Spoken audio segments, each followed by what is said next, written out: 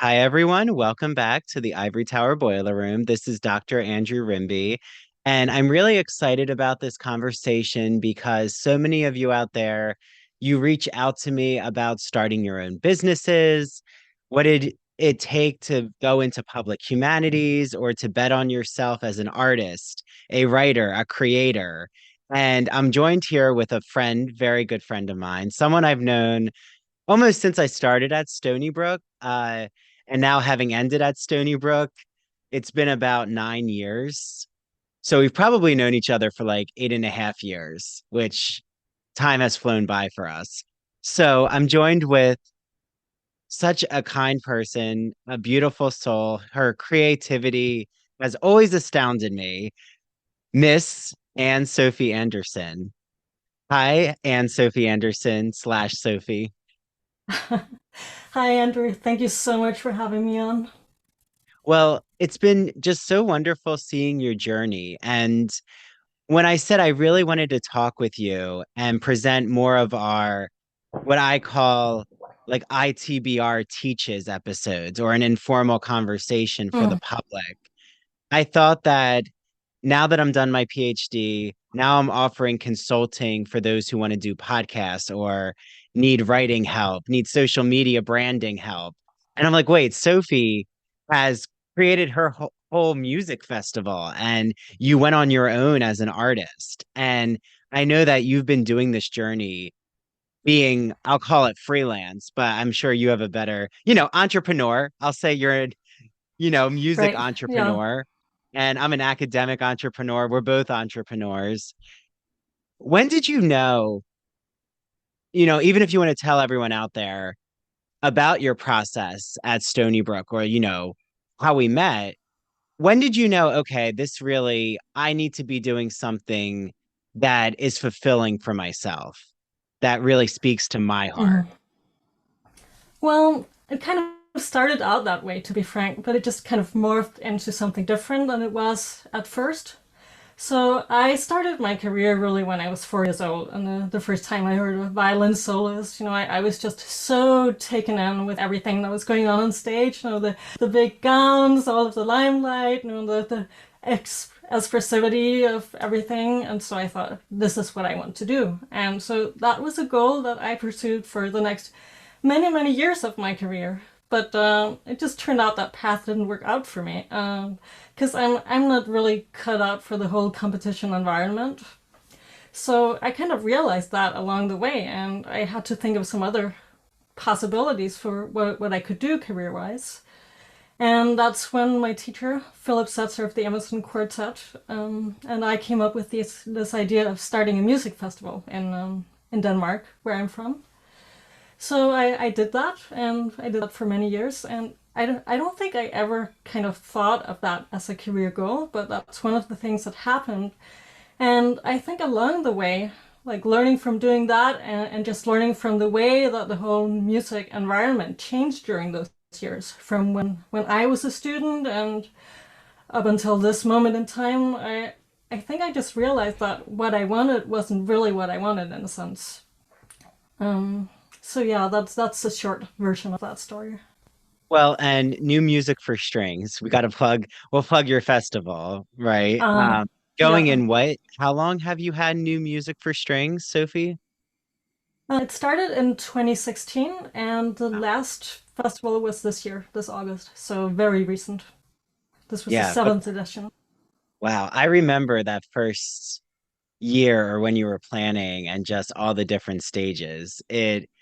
For everyone out there, Sophie and we would like hang out during blizzards. I just remember this beautiful snowstorm where you were like working on your composition. I was probably reading and writing and full of all my uh, you know, deadlines that I was getting to as well. And you always just so knew your voice, or you taught me about what it meant to really not listen to the naysayers or the critics. Like that's something I've now finally learned is to turn off that noise of not Mhm. needing that validation. Because I think for so long I was looking for validation from the university as my identity. And now that I'm not at a college after 12 years, like from undergrad to grad. And having my PhD, I realized, wait, I'm not at a college right now. And this is probably the best thing the universe could have done, which is to give me a pause or a refresh, a reset.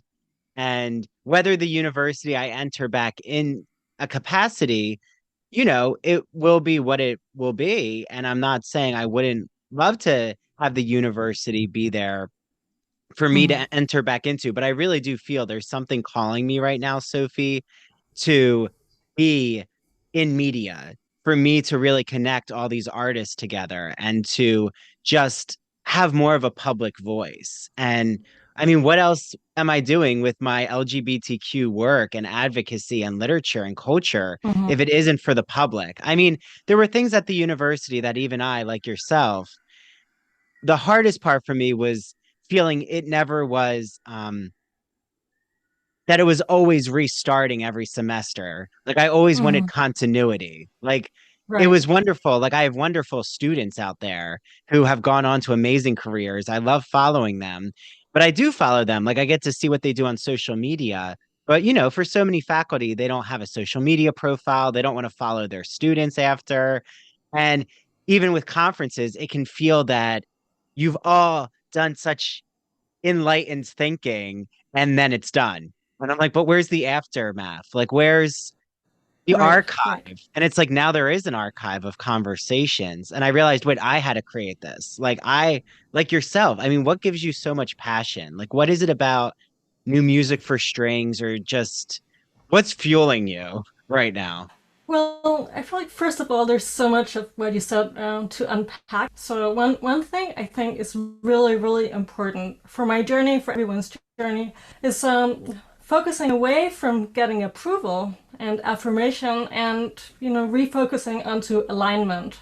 So really, it's not about finding people who'll accept you and tell you that you're good enough. Like so many of us believe that, and it's just not true. I mean, sure, there are some times when you're not good enough, but you usually know when that's the case, right? And you go back and work on whatever it is you have to work on. But really, it's more about like what's aligned with my passion, like who is doing something out there that's on the same frequency as I want to be. And when that's the case, you naturally find each other. It's not about like getting ahead of the pack and like achieving some kind of job that ultimately affirms that you're worthy of whatever that job gives you. And I think that's so important to realize. And another thing that I think is really important is just the whole idea of hierarchies and dismantling the hierarchies of academia or music or whatever it is, because we're kind of raised on these ideas that they're sort of fixed positions or strata in society that we can achieve. And like if you achieve one thing, then you're at this level. If you achieve like higher status, then you're a little bit higher level, and then people sort of behave like that. And I really think that's something that belongs to the 20th century, frankly. We're about to move on from that, and we're moving on to a world where everyone is trying to realize their own potential, and finding those who are in alignment with their potential. So to me, that's something I'm really, really passionate about, and that I've also tried to create in the projects that I've spearheaded. I've tried to create that kind of environment where everyone can realize their potential and everyone can feel like they're equals, trying to create something together. I love everything you've said. I mean, the alignment aspect, there's such a powerful spirituality right now I feel in my life of Mm-hmm. like how nature or collaboration, like this theme right now in my life is about, but you've said it so beautifully. So I don't want to try to paraphrase, Sophie, something that you've so succinctly and just poetically said. It reminds me of having my friend Sara, who read my birth chart on the show, who is an astrologer, and Mm-hmm. realizing, oh, there's something of meaning of just listening to even my astrological chart or how I'm starting to find those like-minded people that the frequency you put out there is attracting those who see your authenticity. And like that's what always resonates so much with me is when listeners, when they are messaging and they say, I was thinking about that topic and I'm so glad you voiced it, or I thought I was the only one who thought that I put my whole identity in this career, but that really wasn't the happiness I needed. My happiness was within myself. And I've Mm. said it to so many, Sophie. This is truly the first time, and I hope it doesn't sound like sympathy that I'm looking for because I'm not, but it is the first time where I really can say that I can look at the mirror and I'm happy. Like I'm content and I'm not looking for that approval of a profession trying to approve who I am. And right, when you get a PhD, it is all about the deadlines, the goals, the steps that you take. And I think once I submitted my dissertation, I realized, wait, this is now my work. Like I am now, yes, I had a beautiful committee, a beautiful support system, and I thank all of them.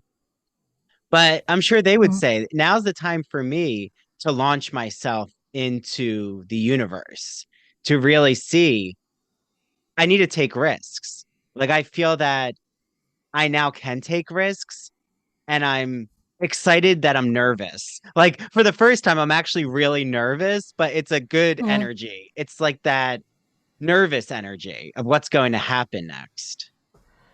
Yeah. No, that's absolutely true. And something I recognize from my own life as well. Because being an entrepreneur is in many ways a way of taking more risks than people who go for job security or working for someone else. But really, what you get in return for that is freedom to realize your own visions. And to me, that's extremely valuable. I mean, I have the kind of lifestyle where sometimes I don't know where my next paycheck is going to come from, or if it's going to come at all. And that's scary sometimes. But on the other hand, it's so liberating to know that everything I do, in a sense, is something that I choose and I create. And, I have the freedom to say no to something I don't want or people who are not aligned with what I want to do. So that's a huge privilege to me. And how do we work through the obstacles? Because you've been an entrepreneur longer than I have, and I'm already seeing, like you said, there is that liberation of even when I go to a grocery store now or the Dollar Tree, I just remember there's been beautiful fall decorations. And I think if anyone knows me, Sophie does, that I'm a huge Halloween horror fan. I'm like very obsessed with the Gothic and all of that, all of that energy. So, but even like being in a store, I can look around and think, wow, I'm just enjoying this moment. I think when you do work for a corporation or you have that 9 to 5, I was glad that I had an internship where I was more in the 9 to 5 because I really loved the workplace. Um, it was the College of Arts and Sciences at Stony Brook. I got to do a communications internship. And I Mhm. want to shout out Rachel Rodriguez, the director, who taught me so much and is wonderful. So her, Danielle, who was hired there, were just excellent. And it does teach you, oh, okay, there's the structure of the workplace, there's um the set schedule, but our schedule having this flexibility, i I needed to see that structure in order for me to understand, I really do love what it means when you own a business, right? When you own Mhm. your own work, there is that individuality and freedom. You're not working for a corporation or an industry that Mhm. they're not, right? We get to dictate where we see our vision. But you're right, the paycheck, Exactly. the Mhm. finances are the obstacle. That obstacle is a huge obstacle. But this is Right. where, And how have you worked through that?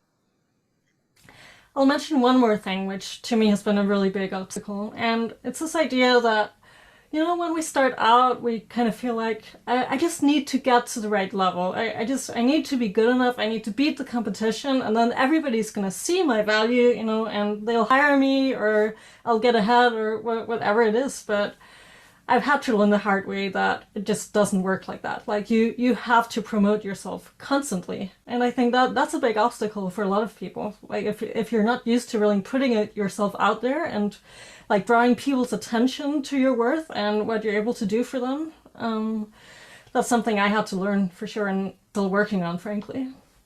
Well, and I've been so excited to see how much more you've been out there on social media because that's something Mm-hmm. people look to me. I really love shouting out businesses I go to, people who mean a lot to me. But I'm not nervous to be in front of the camera, which is where my theater background has really played a nice role, is how much I enjoy the performativity. But also, you're right, though, especially where we were trained. When you are trained in such a specialized field, right? For you, violin performance, and for me, literature, Mm-hmm. it doesn't always attract the people who are used to being in front of the camera, right? Like we weren't going to acting school or modeling school. Hmm. It's a different industry. But I feel there's a way to merge these together, which has really excited me. Like to see you even showing not just your performances, but clips from the festivals or, you know, chatting with Hmm. those who are involved. I'm like, Sophie, she's getting out there. She's, more and comfortable with the camera. It's been really Hmm. wonderful to see that evolution with you. Wonderful. Yeah. Well, and how do you start to, so many out there, I'm sure that's one of their biggest obstacles. Even with whatever work, you could be in a corporation and shouting out the work you're doing in that corporation. Again, you just have to Mm-hmm. make sure you adhere to certain um, workplace regulations because all workplaces have different regulations about social media. But how did you eventually get that confidence? And I know you're working through it, but when did you realize, okay, I really do have to start to not feel selfish to promote myself? Because I think a lot of people, I would hear academics say to me, Sophie, I feel so Hmm. vain or narcissistic when I promote my work. And I'm like, no, no, no. Right.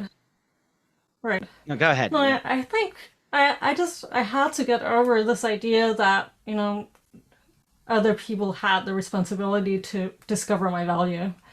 Like I think I just in a way I expected that, if let's say if I hired other people or if I somehow proved my worth to people, then there would be reciprocation. And sometimes there is, but like a lot of times there isn't. And I think I just had to get over this obstacle. That is that that the people who promote themselves in a very aggressive ways are usually not very sympathetic people. I mean that's a cliche, and I think I just had to ditch that cliche and say, you know what, everybody have to do this, and it's okay. You just have to do it in a sustainable way, in a way that's true to your integrity and your values. And as long as you stick to that, as long as you don't sell yourself out like some politicians do, to be frank, then yeah, you're gonna be okay. And another obstacle I feel that I'm sure you have feelings about too is I know we're talking more about promoting yourself. Mm-hmm. And I also really think that that idea of being, um, you said not sympathetic, and that a lot of people who think that they're out there publicizing themselves and promoting themselves think that um they're narcissists are the only ones who are really talking up their work. But you're so Mm-hmm. right that no, once you let go of that, you start to connect with those who also are putting themselves out there. And that's been something so exciting, are the ones who I connect to who have also created their own businesses, their own Mm-hmm. media faces, done something with their PhD where I realized, wait, I interview so many creative writers who have a PhD. And that's been a topic with me, and realizing that um a academic frame of mind can mean so many different things. And being an academic is not the university. And I know that might sound controversial, but being an academic is not tied only to the university. It's tied to whatever analysis you're bringing to a project. And like I see it Absolutely. in your work. Mhm. Yeah, I mean, really, to me, being an academic is it's about having some critical approaches to your work. You know, having some solid tools that you can create solid analysis or whatever your work is. Like to just to have a certain quality, a certain standards, and certain kind of references. And above all, to me, it's really about critical thinking and freedom of speech. Um, Yes, well, the freedom of or at speech, least let's get those into really, that. yes, The freedom of speech is yes. so important, Sophie. It's something I bring up on this podcast so much now is about academic freedom, especially. Mm-hmm. Again, I don't want to pit a an ivory tower boiler room versus the university picture because I don't believe that. I know there's so many Mm-hmm. professors, so many faculty who get to teach topics that are full of nuance, full of controversial material from whatever political side that might be seen as a vantage point. But I am seeing, especially as a queer scholar, that so many courses or so many topics that I really loved that I taught at Stony Brook that when I bring guests onto the show, Sophie, they're telling me that they really can't teach those courses anymore, or like they're Mm-hmm. now put under the microscope. And I'm seeing that it's Right. really, especially if you deal with sexuality or anything that can be seen as like you yourself having your identity in the curriculum, or your identity is part of the topic, that you're even Mm-hmm. more under investigation. And I Mm-hmm. feel, isn't this now the time where we should teach those topics, where we should push the envelope and cause debates? Yes, definitely. And I think one of the things that people really need to realize is that this is not coming from one direction. This is coming from multiple directions. And these culture wars that, you guys started and unfortunately we've imported now in Denmark, are really based on the fact that you can grab onto any idea or any cultural phenomenon. And, if you want to concentrate power, you can just like twist it to your advantage. We're seeing that with universities who like use ideas about safe spaces or inclusion to shut down free speech, which is not at all in the spirit of those ideas.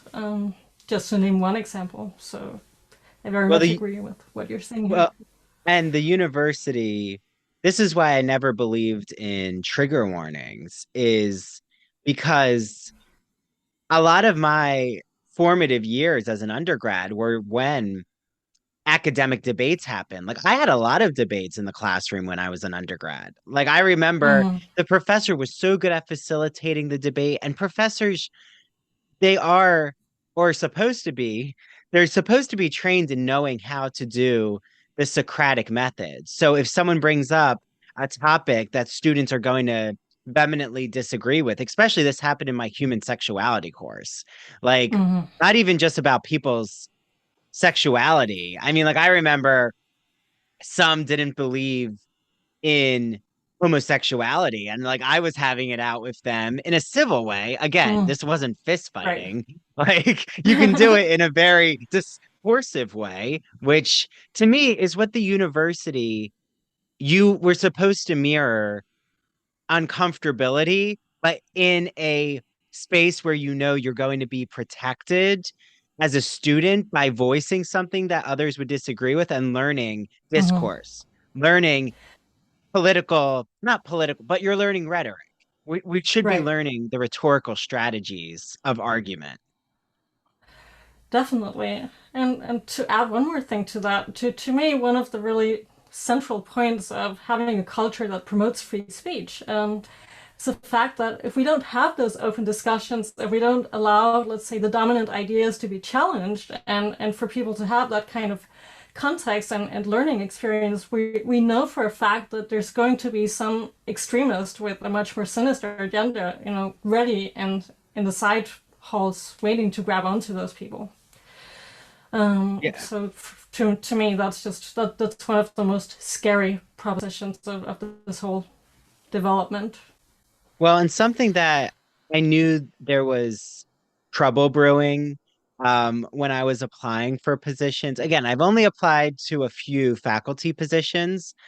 I might, we'll see. Again, I, I'm betting on myself, Sophie. Like I've said here, I feel that Right. I can really take this business full time and full scale.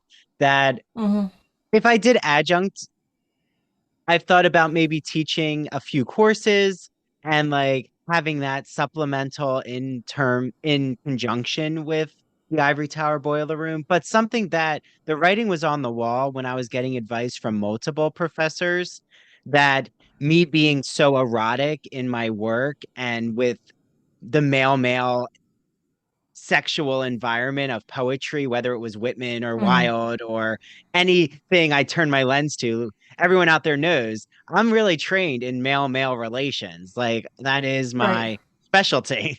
Um, and it makes me good for gay culture and having all of these types of conversations on the podcast. But I was told, are you sure you really want to talk about that in your work? Like, are you sure you want to do that in your letters? And I'm thinking, if I have to try to sell myself as Mm-hmm. more of a straight, sanitized Andrew, why would I want to be in that environment? Like, it doesn't even Yeah. ethically make sense to me. Like, is this a place that would really even value my voice? Yeah, and a smart colleague of mine said at one point that you have to balance idealism and pragmatism in your work. Because like you can't go too far out of the idealism tangent, that way you're just gonna paint yourself into a corner. Like you have to some extent meet people where they are and where where there's a market for your work. But you can never go so far as to sacrifice your authenticity for that.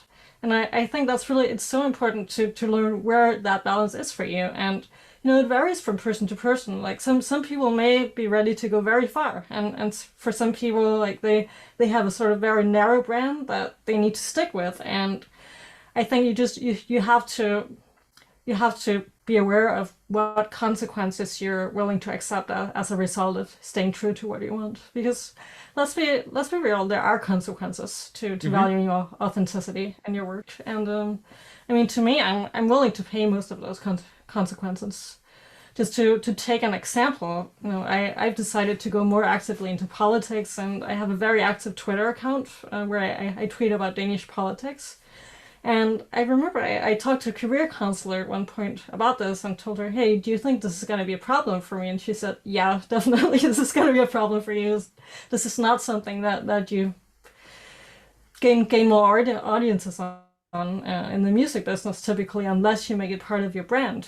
And I think I just chose to accept that as a consequence and say, well, in that case, my audiences have to be okay with this. And if that means getting a smaller audience, having a more alternative audience for my artwork, that's okay for me. On the other hand, I might not need to say everything that comes into my mind. I can also choose to focus very strategically on a few things that are important enough to me that I feel like I need to voice my opinions on them. So That's a wonderful yeah. example, Sophie. And I feel now I'm a cultural commentator. I mean, I call myself an unapologetic gay scholar slash gay literary Mm, provocateur.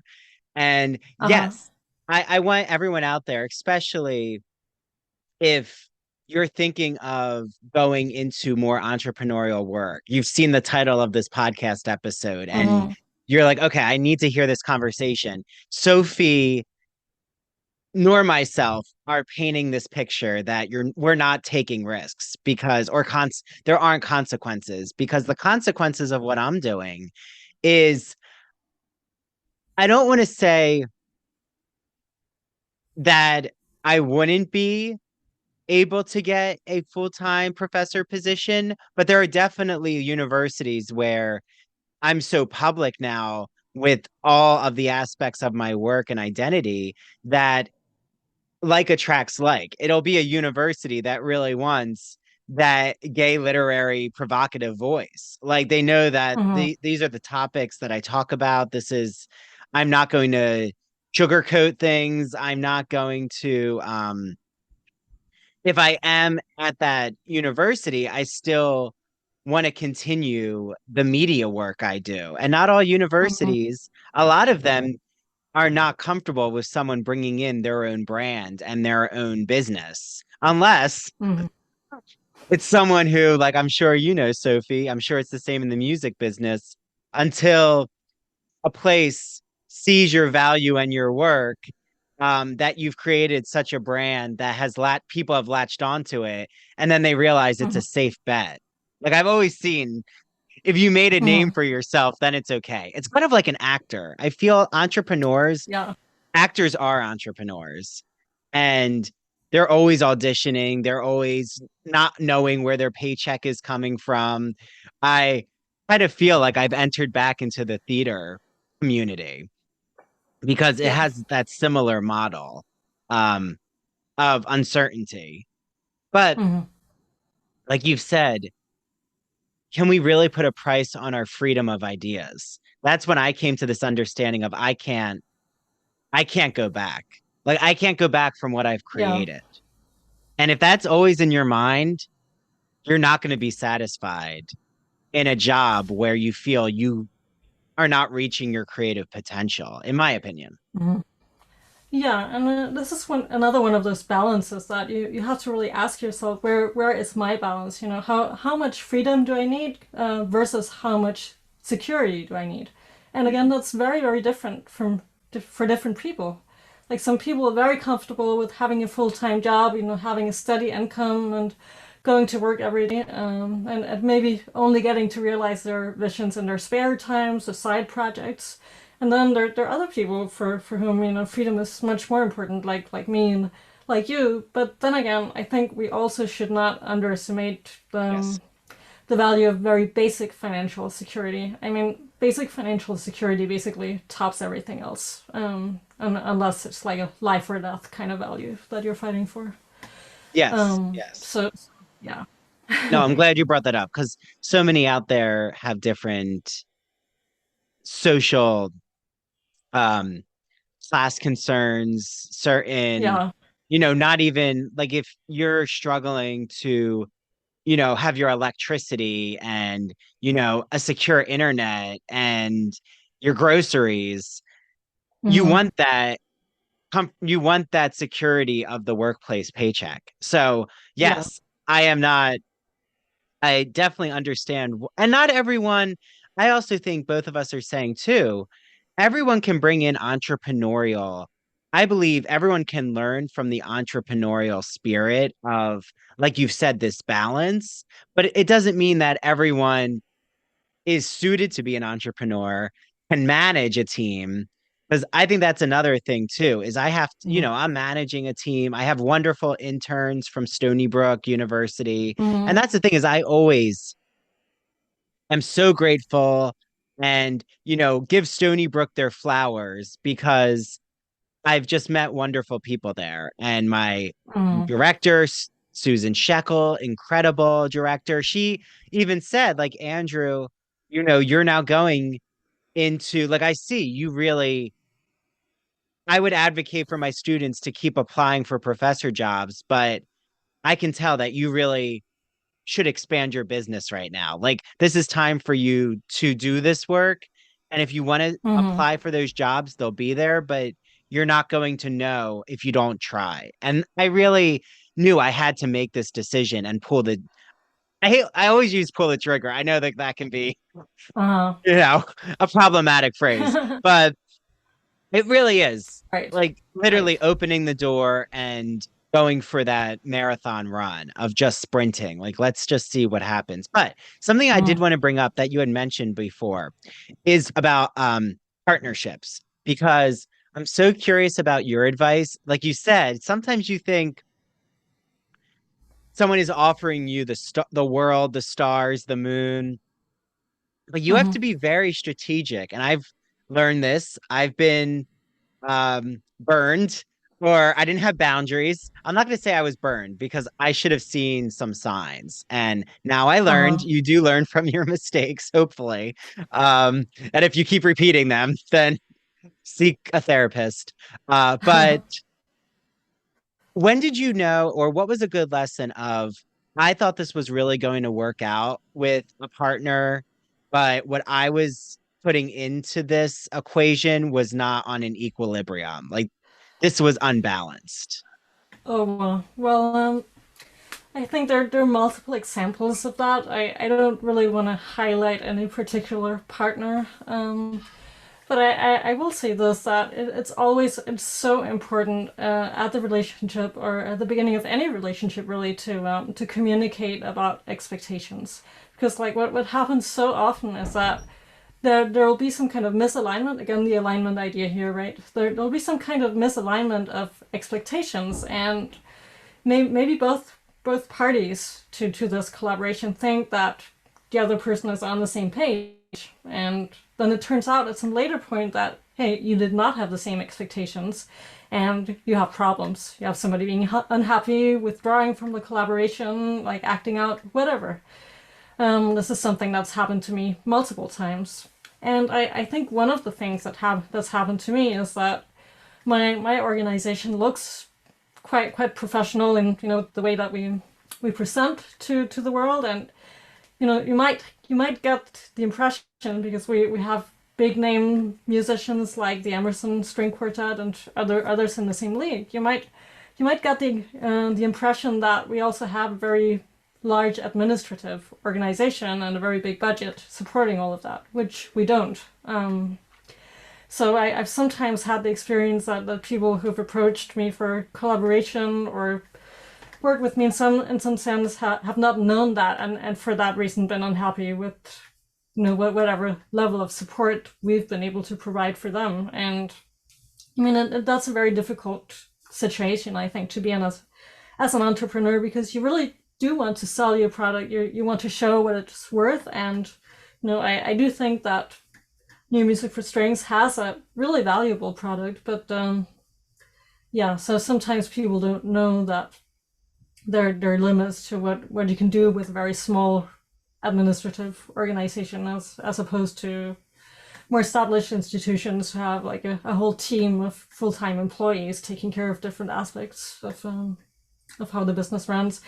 And I think this is something that any like small scale entrepreneur can relate to in some sense. Like if you have people coming in who are used to working maybe in big organizations, they're used to getting like a more specialized kind of support from the staff that you're simply not able to provide if you're like a small business with just a few employees handling administrative stuff. Absolutely. I mean, everything you just said, check, check, check. It's Yeah. what I've thought about. Even I think that because of all the promotion you have to do as an entrepreneur, that uh because you're out there so much, people assume that you're rolling in the money, and the yeah. majority are not rolling in the money. And like, I'm even looking now into grants from New York, which hopefully, cross fingers, everyone. It seems like I'm eligible for one. I know you've had to write a lot of grants, Sophie, and Yes. it's what I've now had to take pause with, because it's wonderful. If you get a message where someone says, "Oh, I can't wait to talk to you. I want to meet with you." Take a pause. Like, if it doesn't seem that it's coming from, I want to promote your work as well, like, always know you have the option to say, um, let me think about what you're asking and offering, and let me get back to you. You have that option. You have the option to say, this does not work for me right now, but I appreciate you reaching out, and hopefully we can do something in the future. Or even what I've done a lot is, well, let's have a short meeting and let me hear out what you're offering, because I'm not exactly sure yet how my business can help with your vision. Or, Mhm. but I would love eventually if we could cross collaborate. And again, sometimes it's just going to be a no. And I've had to say, sometimes, Andrew, you have to say no, and it's not you being disrespectful. But other times, I do Right. want to hear what that person is offering. It's, but a lot of the times, they're asking you for money. And that's what now I've had to take pause because we have to realize, yes, sometimes taking a financial risk is worth it. I know it's not comfortable to put out money when you're a small business. Sometimes it is worth it though, right? Like you have to hear through what they're going to deliver. But other times, and I'm Hmm. sure you've seen this, Sophie, they're asking for money and you never feel that there's a reciprocal side of it. Like, okay, Right, right. how is this helping me? Yeah. And a good example of that is just like people cold emailing you with like whatever art they want to sell. And yeah, we all know that doesn't work. Like it's just a waste of time to do that. Yeah. Um, And, yeah. and I and I think for our last part, which I can't believe this has gone by so quick, but Yeah. I feel that we definitely should address if this is, okay with you, Sophie. Where right now, like you checking in right now, Uh-huh. what is at the forefront of your mind in terms of these are my goals, this is what I want to manifest, this is what I need to work through. Like, what's your vision? Where do you hope to bring new music for strings or even just and Sophie Andersen as your own brand? Right.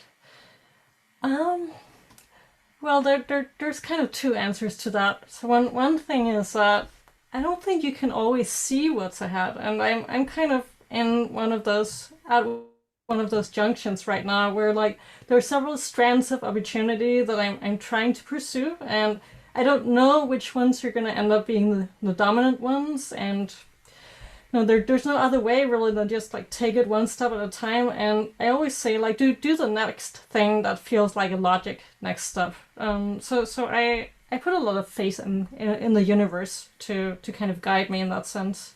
So I take some steps and I see how it works out. One thing I've really learned is that I don't want to waste my time knocking on doors that are just tightly shut.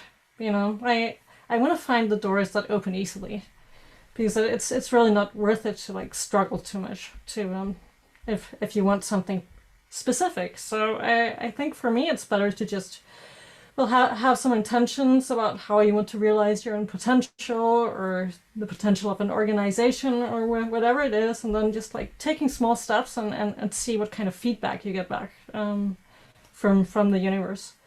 So that's one side of things.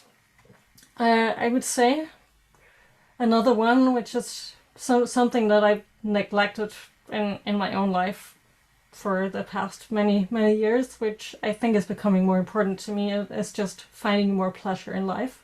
And I know that sounds like kind of banal thing, but really it's not, because so many of us, when we're young, spend our time thinking about what's the next thing I can do that gets me closer to where I want to be. And we're always thinking ahead to where we want to be and how can we further our own agenda more. And then, one day you wake up and realize, wait, I'm 50 years old. What happened? So, you know, I think it's really important to just remember to focus on whatever brings you joy in your everyday life, even if it's not if life is not secure financially or in terms of relationships or whatever it is. And yeah, so that's what my focus will be on.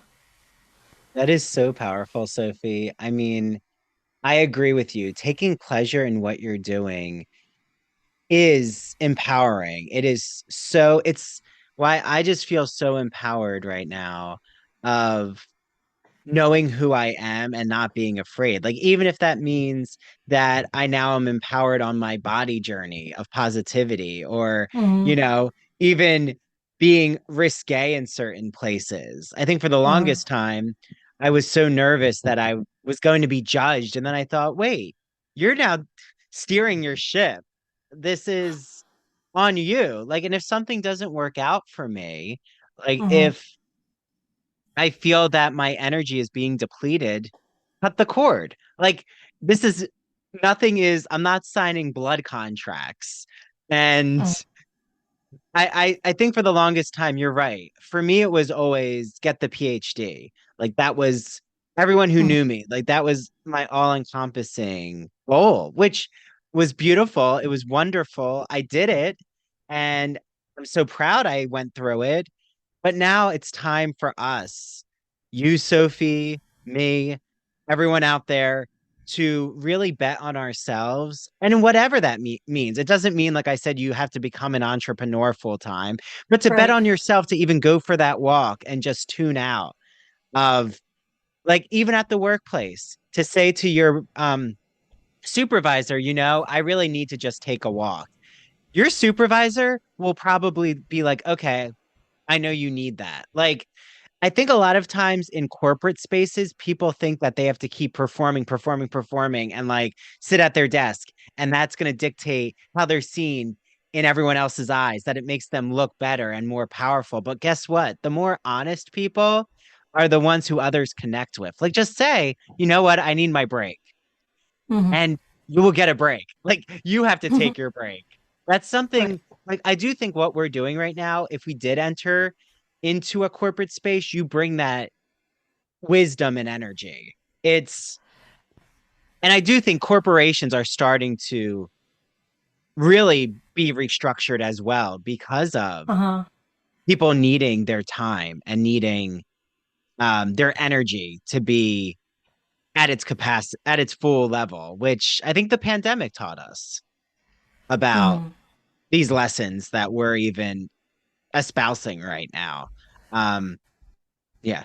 Mm-hmm. So my last, no, go ahead if you're going to say something, Sophie. Yeah, well, I was going to say that I think the perspective you're bringing in, especially regarding corporate culture, is very much a US perspective, which I would totally agree with.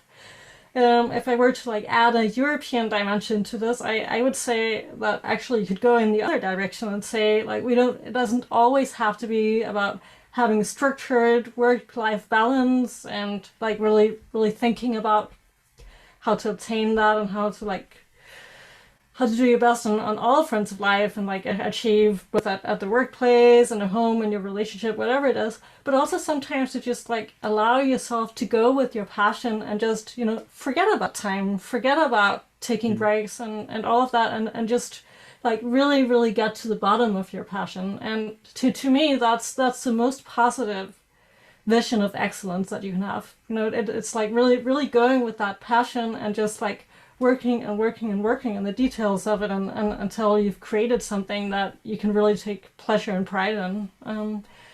So that's a kind of positive work mentality that I'm sometimes missing because we talk so much about discipline and you've been trained in acting, I've been trained in music. We know what discipline is and it's a really useful framework to have. But at one point you just have to let go of that framework and let it work for you. Um, and I think we're probably at that point. Absolutely. And I think as well, there was like one more point that you had brought up that I really was like, okay, I have to end with this. But in terms of just even discipline, like letting go of certain structures, that was what it was. Like you Uh-huh. even talking about you like journeying, letting time kind of be not a barrier. I think it's so beautiful because I just remember times I would sit with you, Sophie, and Mm-hmm. you were so present in what you were doing. And like I was always the calendar, I still am very into my organization, but I think Mm-hmm. I've started to learn, okay, like uh let go of certain goals, future oriented goals that you really, Andrew, is it going to bring you happiness or you think you have to just keep adding to your checklist? Like, do you have to keep Mm-hmm. just having something on the back burner? And Mm-hmm.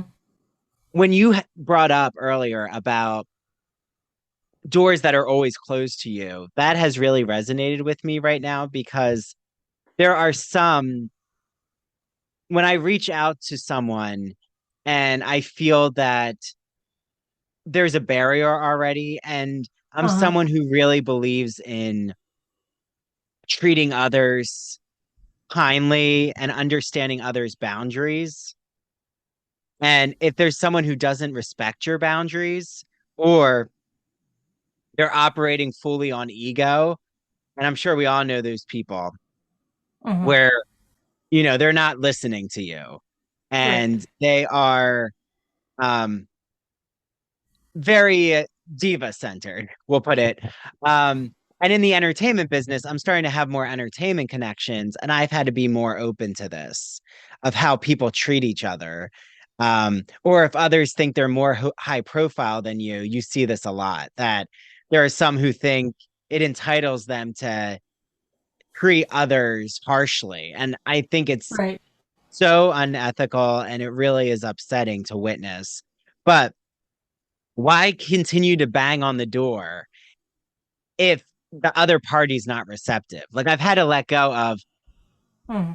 for me, why am I going to keep banging on doors just to add something to my to-do list when I'm so content and already have so much I'm enjoying doing that those other Yeah. opportunities are present. I just have to turn to the people who we're both filling each other's cup. We're both giving each other Uh-huh. happiness, contentment, and invigorating energy. Right, and that's the thing, if we're so focused on pursuing something that we want outside of what we already have, then we forget to notice the people who are actually appreciating what we do. Like we have this thinking maybe that okay, if somebody appreciates me, something's wrong with them. That's the kind of thinking I think that we can resort to if we're not like 100% confident about our own value on the marketplace. Yeah. So Absolutely. that's really important, Yeah. and So, to also show Sophie, those people that you actually appreciate them. exactly, exactly. Well, I appreciate you. And I Same. want everyone out there to know how they can follow, your festival, what work you're Uh, doing, where can they find you on social media? I have a website called AnnSophieAndersen.com. That's my personal artist website. Then the festival website is called newmusicforstrings.org. O-R-G. Then I'm also very active on Twitter um, under Anne S. Andersen. That's my Danish language account. I have an English language account too, but it's not super active. Um, yeah, and those And you're those on are my most Instagram. active. I'm on Instagram too. Yes, and Yeah, yeah. if you like dogs, then you should follow me on Instagram. I have lots of dog pictures.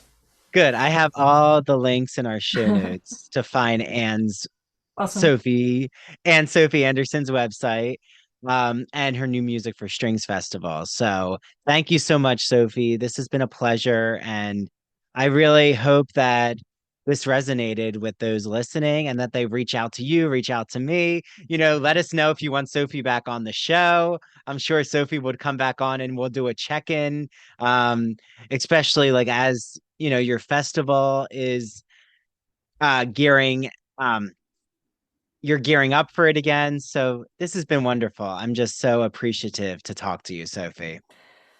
Thanks so much, Andrew. Definitely the pleasure is on my side as well. Thank you. Okay. Well, bye to everyone out there. And Bye. I'm sure I'll be talking to Sophie more. Okay. Bye, Sophie.